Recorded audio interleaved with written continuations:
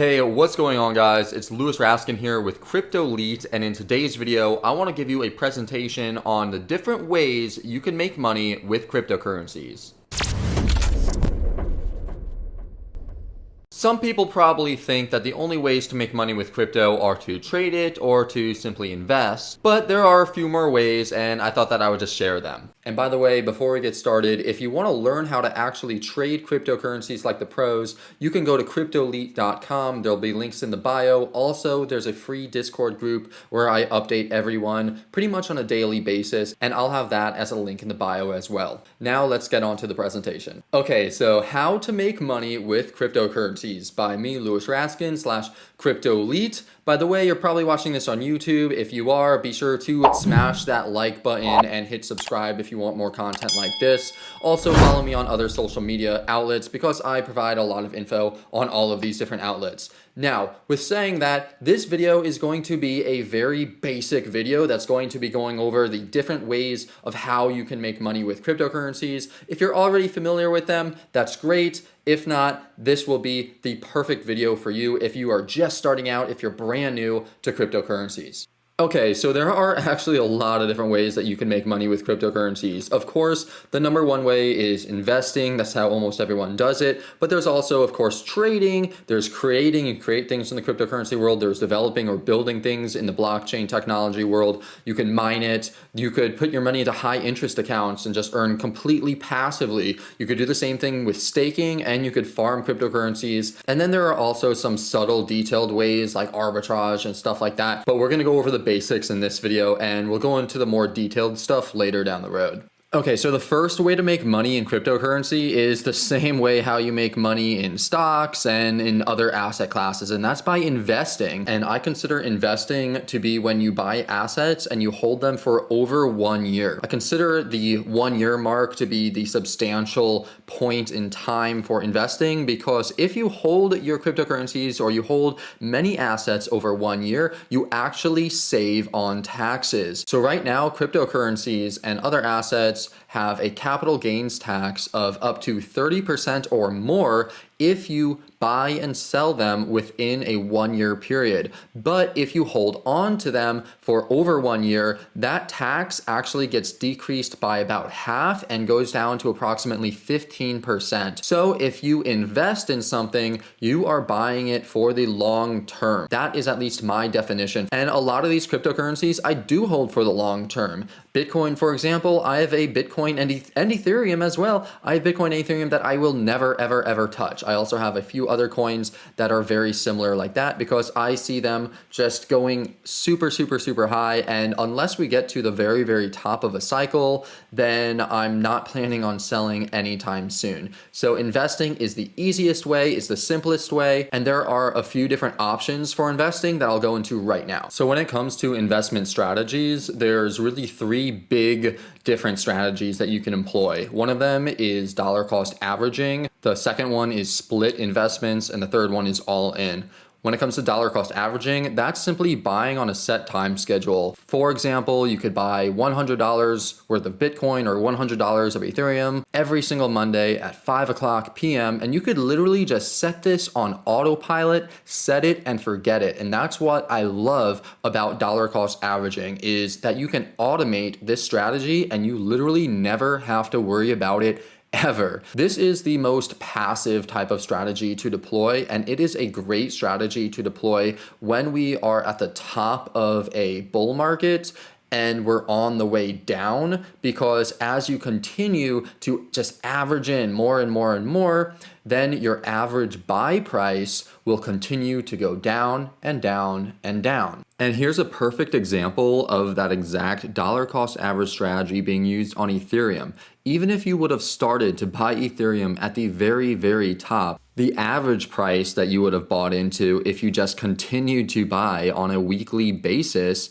would be somewhere in the $200 to $300 range, because it spent the most amount of time down there. So it wouldn't have mattered if you started at the very top. In fact, the dollar cost averaging strategy works best for a long-term investment if you start when it's at the top. And you could see very clearly from this expanded chart that if you just buy every single week and you just set it on autopilot, autopilot, your average buy price would be under $500. In fact, you'd have 127 buys under $500. And if you would have sold at near the top, you would have had a 400% or 5x return in just a couple years, which is absolutely crazy by any traditional investment standard. When it comes to dollar cost averaging, you continue to buy on a set schedule with no end in sight. That means that you have another source of income that is supplying you with the capital to continually average in. The second type of investment strategy is called split investments. And this is very similar to dollar cost averaging, except for the fact that it's not reliant on a source of income to continually supply you with the capital to buy. With split investments, you split your buys up into chunks. So you have a big amount, or you have an amount that you are willing to invest, and you split that into chunks. Usually it's 4 to 10, and then you invest that, but then at the end of it, you stop investing. So this could be based on time, just like dollar cost averaging is. For example, every Monday for 5 weeks, if you have, say, $1,000, you put $200 in every single Monday for 5 weeks, and you split your investment up. That is split investments.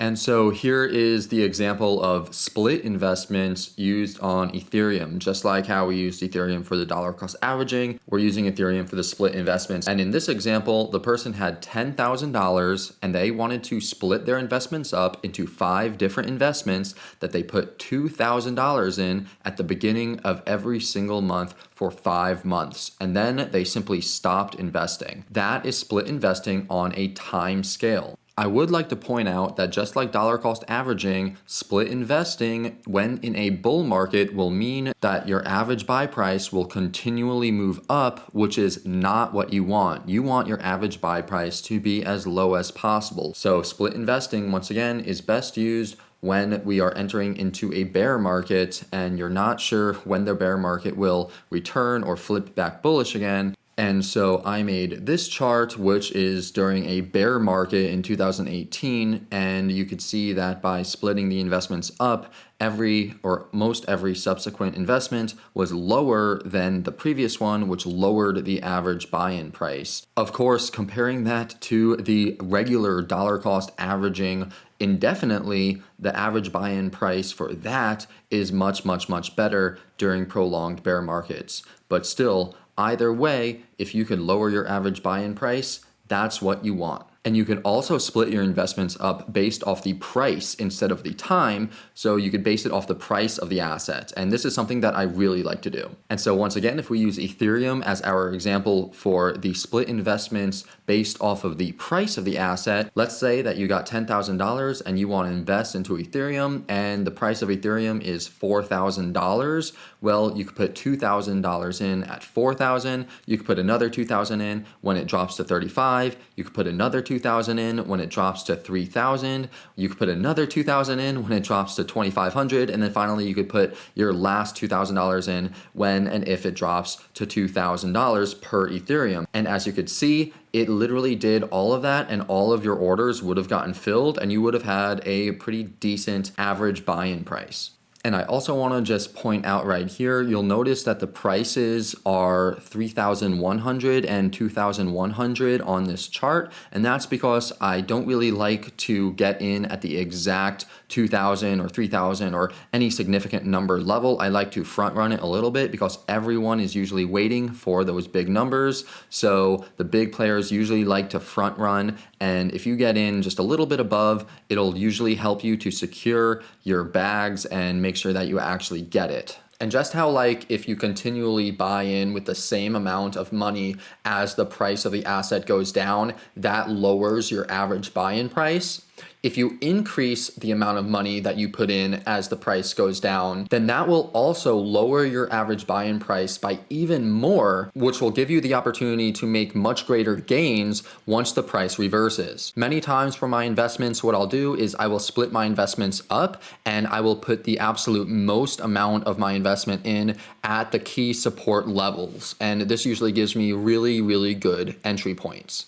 And here is the example using Ethereum for this, where it's the same exact amount of money. You got $10,000 and you want to invest it, but you want to put it in at the best possible prices so that you have the lowest average buy-in price, but also you don't want to miss out in case the price turns around. Well, you could start out by putting $250 in at $4,000, and then $750 in at $3,500, and then $1,000 in at $3,100, $2,000 in when the price, or if the price reaches $2,500, and then if it reaches $2,100, which is a huge support that I denoted by putting that green box right there, you could put in the vast majority of what you have in if it reaches that level. And I do this all the time, and it lowers my average buy-in price, and it is an absolutely fantastic investment strategy that can result in very good gains if you know what you're doing. And then the third investment strategy that I have here is the all-in strategy, which, like the name implies,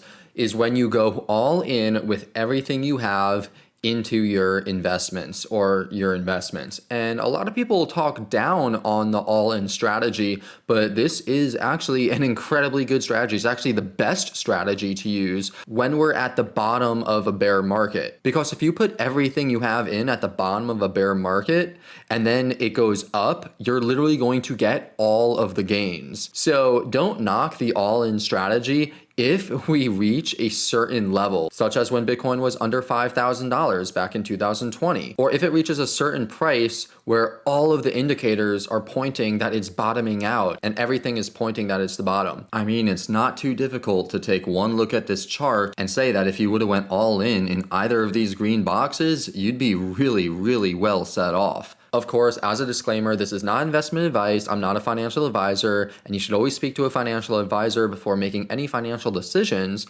But I'm just saying what I do, and what has historically worked out the best is when people went all in at the bottom. The person who went all into Bitcoin at $3,000 or $4,000 or $5,000 or $6,000 or at literally any price below around $10,000 has outperformed the person who dollar cost averaged into Bitcoin starting from any price under $10,000 and continues to dollar cost average in. So when the price does get to a certain level, that is when I go all in. So when a lot of the indicators line up and show that it's the bottom, that's when I go all in. And if you subscribe to this channel and watch more videos, you'll know exactly what indicators I'm talking about. And so that was investing. Next up, we have trading. So there are 4 different types of trading that I believe are out there. There's long-term swing trading, which is in between 30 days and 12 months. Because if you remember, investing is longer than 12 months based off of the tax implications that happen if you sell either before or after the 12-month mark. So I consider anything under 12 months to be a trade. And the long-term swing trades are over 30 days and under 12 months. Then there's shorter-term swing trades, which are over 1 day, but under 30 days. Then there's day trading, which is when you open and close a trade within 24 hours. And then there's scalping, where you go in and out. Scalping could last literally seconds, or it could last minutes, but for my sake, I just say scalping is any trade that's under 1 hour. And all of these different trades have their merits, and if you know how to trade on pretty much any time frame, you can trade really any type or any strategy that you want when it comes to swing trading or scalping or day trading or whatever you want to do. For me personally, I really like the short-term swing trades because it's a great middle ground between just being in front of your screen 24/7, scalping in and out and in and out and in and out for 1 or 2 or 3%, and the long-term swing trading or the holding or investing for long periods of time that could yield you, potentially hundreds or thousands of percentages. The short-term swing trades could yield you sometimes 50, even 100% sometimes. They could yield you huge gains, and they don't take up that much time. They don't require that much time in front of the screen. All that's required is planning your trade out and then putting your orders in and then just sitting on your hands and waiting. And that's usually the hardest part. But I really do find that short-term swing trading between 1 and 30 days per trade, usually my trades last sometimes they last a few hours, 4 to 5 hours or 4 to 10 hours. Other times they last a few days, really like 1 in 30 days. But most of the time, because I'm on it so much, it's between like 1 in 5 days. And I do get significant gains. It's usually, 10% or 20% in just 5 or 10 days, which is absolutely amazing if you understand trading. And so understanding these different types of trading strategies, or I guess different types of trading techniques, or whatever you want to call it, is important because you want to know when you will utilize each and every type of trade. So for instance, in the bear markets at the bottom, that's when you might want to invest, or you might want to do long-term swing trading. When we're having the nice big run-ups, if we're in a bull market and we get the pullback that we want, that's when you could do a short-term swing trade, because you could buy at the support and then you could sell at the previous resistance, and that could get you like amazing, literally sometimes hundreds of percentages of returns.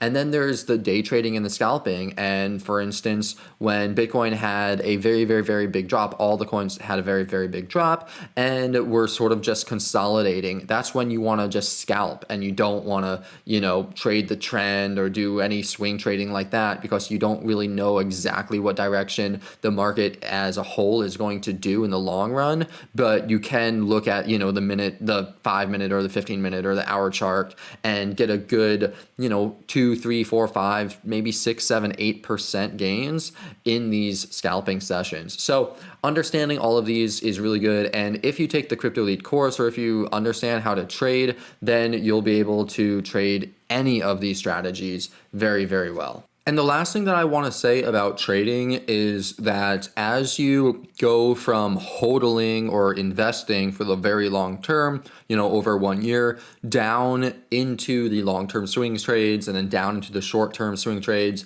further down into day trading, and then further down into the micro trading or scalping, that increases the difficulty level. So if you can't buy and hold, or if you can't long-term swing trade, or if you can't swing trade and hold for a couple days, or just trade in general using basic strategies, I don't know if I would really suggest day trading or scalping, because as you get, into the minutia of things and you start lowering the time frames, it gets to be much more difficult understanding where the price is actually going to go. And the other thing that I want to mention is that 99% of day traders lose money. And I'm a guy who likes to follow the statistics. So if you want to have the best chance at making it, long-term swing trading is really the way to go. But of course, if you do know how to trade, you could really do very, very well trading shorter time frames. But just understand that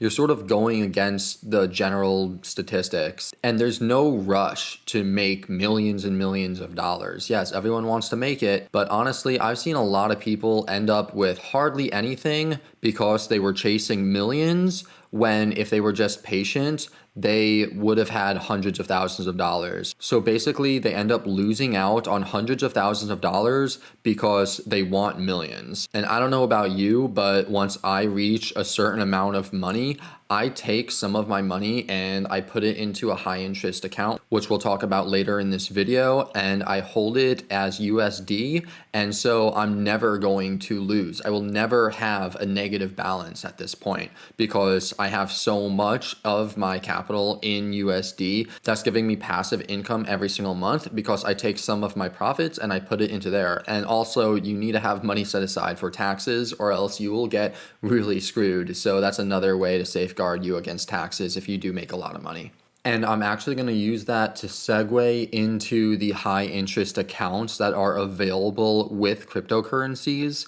Now, these are absolutely amazing, and it's with these accounts that make me really question why anyone would have anything except for maybe a couple $1,000s in a regular bank account. Because with a regular bank account, you're getting 0.1% interest if you're lucky. But with cryptocurrencies, you could earn up to 12% or more on what's known as stablecoins, which are USD equivalents. And so just how I mentioned that I take a portion of my profits and I put them into a high interest account, this is exactly what I'm talking about. And this is a great way to make passive income by holding your money in any high interest account where the companies make money with what you deposit and then pass that money on to you.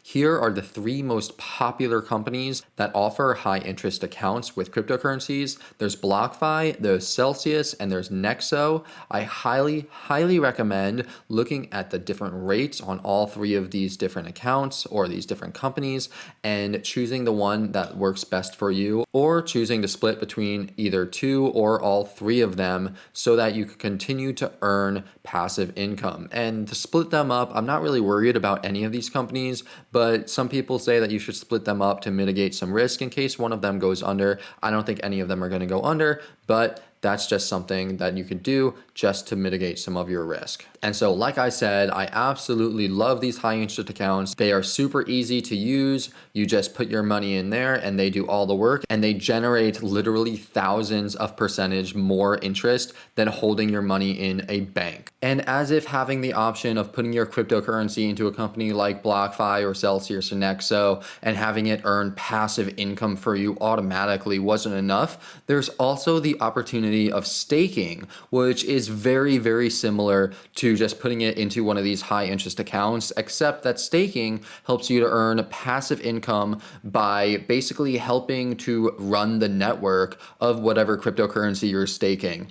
It's a little complicated getting into the weeds of it, but overall, all that staking is just using your cryptocurrency to help run the network and getting rewards for that. And you could do that by simply locking up or staking your cryptocurrency on many different exchanges. Coinbase offers this, Binance offers this, Kraken offers this. I have my Polkadot on Kraken. I have my Solana on Binance. Coinbase, I think, has Solana as well. So there are just a ton of options of earning money and earning passive income as well when it comes to cryptocurrencies. And staking is another option that you could utilize, especially for those long-term holds or those longer-term swing trades, so that you can earn more income and greater percentages for the things that you're holding, and you can earn that on top of the fluctuations of price that the market gives you regardless. And if you're looking for other ways to make money with cryptocurrencies, you can also mine cryptocurrencies using powerful computers or graphics cards.